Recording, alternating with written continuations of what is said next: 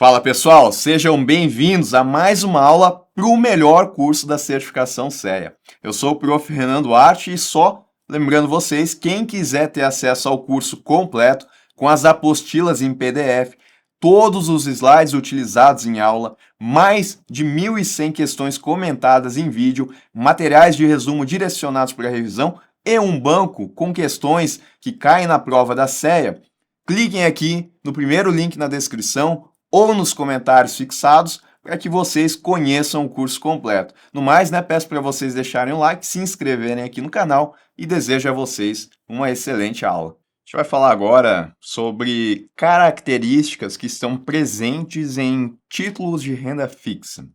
Então, olha só, os instrumentos de renda fixa são investimentos em que a forma como o retorno será gerada é previamente estabelecida, tá? Então, quando a gente coloca o nosso dinheiro em um título de renda fixa, a gente sabe que a gente vai ter alguma remuneração, tá? Eu posso ter uma remuneração que ela é pré-fixada ou pós-fixada, ou ainda uma remuneração híbrida, mas eu sei que eu vou ter remuneração durante esse período. Eu sei quais são as regras de remuneração que eu vou ter. Isso é diferente da renda variável. Na renda variável, eu não tenho as regras de remuneração já definidas, porque vai variar de acordo com o mercado, tá? Então, olha só, esses investimentos, eles são caracterizados por terem uma remuneração que ela é previsível, geralmente definida por taxas de juros ou índices de correção, ao longo de um período determinado. Então, quando eu tenho, por exemplo, um instrumento de renda fixa, que ele é pré-fixado, aqui eu vou ter um título de renda fixa, que ele é caracterizado pelo fato de que o investidor sabe de antemão o quanto que ele vai receber ao final do prazo pelo qual ele colocou o dinheiro dele no investimento. Um exemplo desse tipo de remuneração é um CDB que ele paga 10% de retorno ao ano. Então, se o investidor ele colocou hoje R$ 1.000 nesse título, com um prazo de vencimento de 1 ano, ele sabe que quando terminar esse ano, ele vai receber exatamente R$ 100 de juros. Isso bruto, né? Porque a gente vai ter um imposto. Mas ele sabe o quanto que ele vai receber ao final de 1 ano, porque eu tenho uma remuneração que ela é pré-fixada, já no momento da compra já fica definido qual que é a taxa de juros que vai corrigir esse título. Eu tenho também a remuneração do tipo pós-fixada. Aqui, o investidor ele apenas vai saber o retorno dele ao final do prazo de investimento, pois a taxa ela está atrelada a um indicador. Por exemplo, quando o investimento ele remunera a 90% do DI, nesse caso, a rentabilidade ela vai depender do comportamento da taxa DI ao longo do período do investimento. Tá? Então, nesse caso aqui, eu teria que olhar, mesma situação de antes, o investidor colocou R$ 1.000 no CDB, esse CDB tem um prazo de 1 ano, mas ele vai acompanhar 90% do DI. Quanto que ele vai receber ao final de juros? Não dá para saber no momento que ele coloca o dinheiro dele no título, porque ele vai ter que ver quanto que o DI rendeu durante esse período de 1 ano. Depois de 1 ano, vamos supor que a rentabilidade do DI tenha sido de 10%. Bom, o título dele paga 90% do DI. Então, o título dele vai pagar 9%, né? Que é 90% de 10%. E aí ele vai receber R$ 90 de juros. Mas notem que ele só vai saber o quanto que ele vai receber depois que acabar o período. Porque daí ele vai ter, então, quanto que rendeu aquele indicador do título e ele vai poder calcular o quanto que ele vai ganhar sobre isso, tá certo? Precisa, então, passar esse tempo para ele saber. Os principais indexadores que são utilizados como referência para investimentos pós-fixados, investimentos de renda fixa, a gente tem o IPCA, o IGPM, a taxa Selic e a taxa DI. São os que mais são utilizados, tá? Principalmente a taxa DI, ela é muito utilizada em CDBs, LCIs, LCAs, que são produtos bancários. Vamos lá agora para algumas características, tá? O que é a data de emissão? Ela corresponde ao dia em que o título foi colocado à negociação no mercado pela primeira vez, quando o título foi emitido. O que é o valor nominal atualizado? Representa o valor nominal deduzido das amortizações, composto ainda pela correção monetária, se houver, e acrescido da remuneração prevista para o título. Esse é o valor nominal atualizado, tá? A gente considera, então, essas deduções, a gente tira elas, na verdade, né? E também a gente coloca aí a remuneração que está prevista para o título. Juros acurados é a forma como os juros foram pagos, ou melhor, como os juros foram negociados no momento da contratação do título, podendo ser pré-fixado, pós-fixado ou através da remuneração de um índice de preços, por exemplo, tá? Uma outra possibilidade que a gente tem também nos títulos é o chamado título híbrido, aonde eu vou ter uma remuneração que ela é pós-fixada, o IPCA, utiliza o IPCA como um indexador, e mais uma remuneração pré-fixada. Então, o título ele poderia ser assim: ele vai pagar o IPCA, o que deu no IPCA, mais 6% ao ano. Isso a gente chama de título híbrido e é uma forma pela qual os juros eles podem ser acurados. Formas de amortização. Os títulos eles podem ser amortizados com pagamento periódico de juros, e a gente chama isso de pagamento com cupom, ou sem pagamento periódico de juros, que é um título que ele não tem pagamento periódico de juros, ele é zero cupom. Tá? Então, mostrando aqui dois fluxos de caixa, um onde a gente tem os cupons, ou seja, o investidor colocou R$ 100 e durante cada mês aqui ele vai receber um tanto de juros, né? Tá recebendo 83 centavos de juros e lá no final ele vai receber o principal, que foi o que ele colocou, mais os juros correspondentes àquele período. Então, quando eu falo de um título que ele tem cupom, significa que ele tem pagamentos que são periódicos de juros. Quando eu tenho um título que ele é chamado de zero cupom, é porque ele não tem esses pagamentos periódicos. E aí, o investidor ele só vai receber lá na frente o quanto que esse título ele rendeu, os juros acumulados. Então ele colocou 100, lá na frente ele vai receber o principal mais os juros do período, que são 110. Aqui ele recebeu já ao longo dos meses. Taxa real e cupom cambial, tá? Para se chegar na rentabilidade real de um investimento, devemos retirar a inflação do período, podendo utilizar para isso o IPCA ou o IGPM.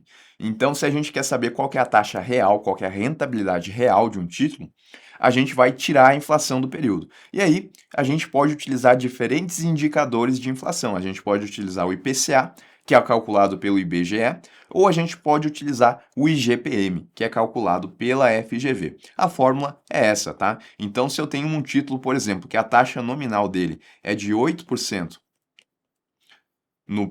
rendeu 8%, né? E a taxa de inflação foi de 3% pelo IPCA, por exemplo, para eu saber quanto que esse título ele rendeu, eu vou colocar aqui na fórmula, tá? 8%, mesma coisa de 8 dividido por 100, que dá 0,08, vai ser 1 mais 0,08, que está aqui embaixo. E a mesma coisa para a inflação, né? 3% é 3 dividido por 100, isso é 0,03, 1 mais 0,03 vai dar 1,08 dividido por 1,03. Isso vai dar, quando a gente for fazer o cálculo, na verdade, 0,0485. E aí depois a gente vai ter que multiplicar isso daqui por 100, tá? E aí fazendo essa multiplicação a gente chega em 4,85%.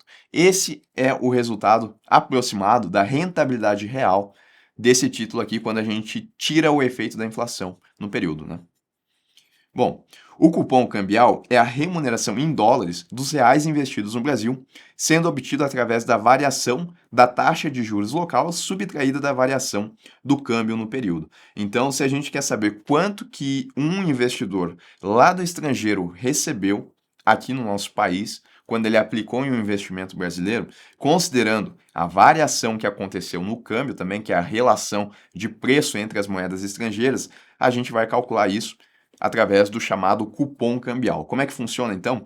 Vamos supor que o investidor estrangeiro colocou o dinheiro dele num título aqui brasileiro, que esse título ele pagava 10% de juros no período. E durante esse período aqui aconteceu uma desvalorização cambial da nossa moeda doméstica de 5%, tá? Desvalorização. Aí a gente vai colocar isso daqui na fórmula, tá? Os 10% e os 5%. Vai multiplicar por 100, a gente vai chegar aqui no cupom cambial, ele foi de 4,76. O que a gente precisa saber, então, da taxa real? Ela vai nos dizer qual que foi a rentabilidade real, porque a gente vai retirar o efeito da inflação no período para saber quanto que o investidor ele teve de poder de compra mantido ou que ele ganhou acima disso. No cupom cambial é quando a gente for considerar, então, o quanto que o estrangeiro vai receber aqui, tirando o efeito da variação do câmbio na taxa de juros que ele recebeu.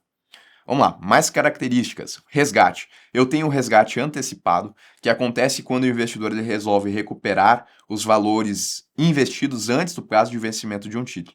Ao fazer isso, o título que o investidor pretende resgatar será atualizado pelo valor de mercado para aquela data, podendo resultar em um valor superior ou inferior ao seu valor nominal, a depender da taxa de desconto que foi utilizada, tá? Então, o investidor ele tem aquele prazo, por exemplo, de 1 ano para o CDB.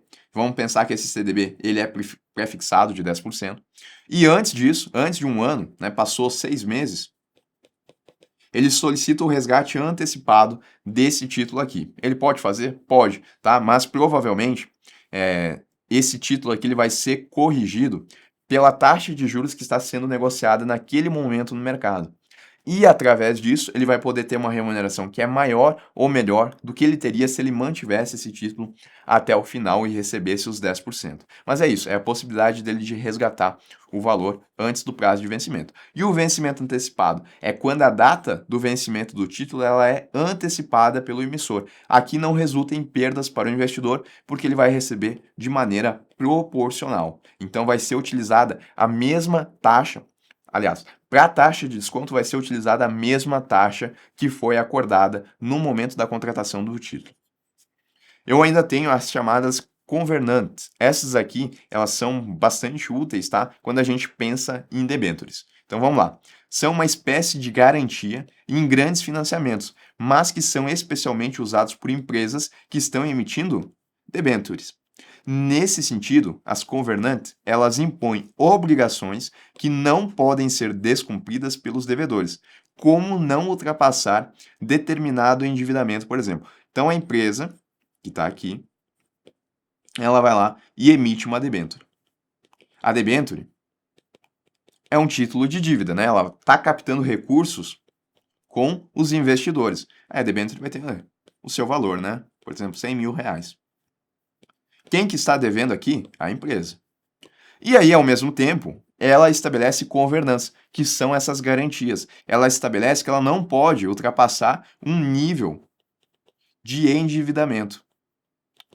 Ora, por que isso é importante? Porque o maior risco associado a essa emissão de debêntures é o risco de crédito, que é o risco da empresa não fazer o pagamento do que ela deve ao investidor e também aos juros dessa operação. A partir do momento que ela coloca uma covenant de que ela não pode passar determinado nível de endividamento, isso passa mais garantias para o investidor de que essa empresa pode não quebrar, porque ela não está se endividando tanto. E agora, o que é uma quebra de covenant? É uma quebra contratual, ou seja, ela descumpriu algumas das obrigações que estavam impostas pela covenant. E aí, né, pode ter consequências para essa empresa aqui. Talvez de o investidor conseguir reaver seus pagamentos, né, reaver o seu investimento de volta, porque a empresa ela quebrou algo que estava estabelecido em contrato. E o cross default, também conhecido como inadimplemento cruzado, é uma cláusula presente em contratos financeiros, dá para entender como uma covenant também, especialmente em empréstimos e títulos de dívida, que estabelece que o não cumprimento, o default, das obrigações em um contrato específico desencadeia automaticamente o default em outro contrato ou em múltiplos contratos financeiros. Tá? Colocar aqui também destacado, é o inadimplemento cruzado. Em outras palavras, se uma parte não cumprir com as suas obrigações em um contrato, isso pode ser interpretado como um default que se estende para outros contratos relacionados, mesmo que esses outros contratos não tenham sido violados diretamente. Pensando de novo numa empresa, tá? Então ela emitiu debêntures, tal como a gente viu ali.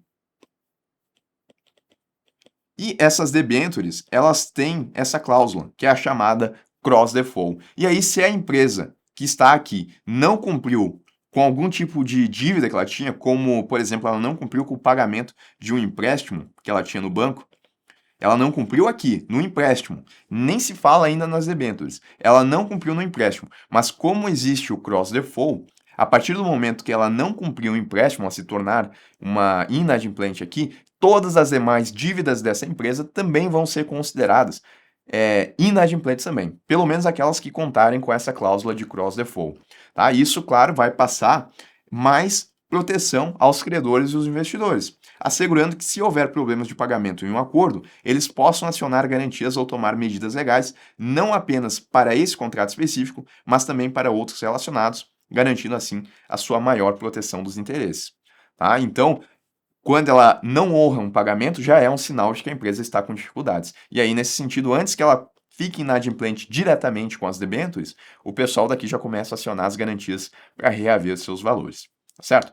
Bom, e ainda, mais dois conceitos aí que são importantes. Aquisição facultativa e opção de compra. A aquisição facultativa é uma cláusula que pode estar presente em títulos de dívida, a qual permite que o emissor possa adquirir seus próprios títulos quando o valor de aquisição for igual ou inferior ao valor nominal atualizado. É uma forma de um investidor credor reaver os seus valores antes do prazo de vencimento do título. Aquisição facultativa. Olha o exemplo. Suponha que uma empresa emite um título de dívida, pode ser uma debênture, tá? Com valor nominal de R$ 1.000 e uma cláusula de aquisição facultativa. Se o mercado apresentar flutuações e o preço desse título cair, né, quando a gente for fazer a marcação a mercado, a R$ 950, o emissor pode optar por recomprar esses títulos antes da data de vencimento. Ao fazer isso, a empresa pode reduzir a sua dívida a um custo inferior ao valor nominal e, simultaneamente, o investidor tem a oportunidade de liquidar seu investimento antes do prazo, mesmo que por um valor menor do que o nominal, né? Ele está vendendo a um valor menor do que ele comprou, mas isso pode ser interessante caso ele não queira incorrer em perdas maiores. E para a empresa é interessante, né? Porque ela comprou uma dívida a 950, quando na verdade a emissão foi a R$ 1.000. E a opção de compra? É um contrato financeiro que concede ao titular o direito, mas não a obrigação, de comprar um ativo financeiro subjacente a um preço acordado, chamado de preço de exercício, ou melhor, ou até uma data específica, chamada de data de vencimento. Isso daqui é o que está presente no chamado mercado de derivativos, tá? Então vamos lá. Por exemplo, se alguém compra uma opção de compra de ações da empresa XYZ com preço de exercício em 50 e no vencimento essas ações estiverem sendo negociadas a 60, o titular ele pode exercer a opção dele de comprar essas ações por R$ 50. E depois ele pode vendê-la imediatamente no mercado por 60, lucrando R$ 10 aí por ação. Então, opção de compra tem mais a ver aqui com o mercado de derivativos, porque estabelece essa opção do investidor dele poder ou comprar ou então vender algo de maneira como foi estabelecida em um contrato, tá? O fato é que, apesar de ser lá no mercado de derivativos, é possível que o investidor utilize isso para se proteger. Por exemplo, na queda, né? Vamos pensar que esse investidor ele tenha ações e ele está com medo de que essas ações elas caiam abaixo do valor de R$ 10. Hoje, elas estão sendo negociadas a R$ 12, né? E ele tem medo que caiam a menos de 10. Aí ele pode comprar uma opção de venda dessas ações que ele tem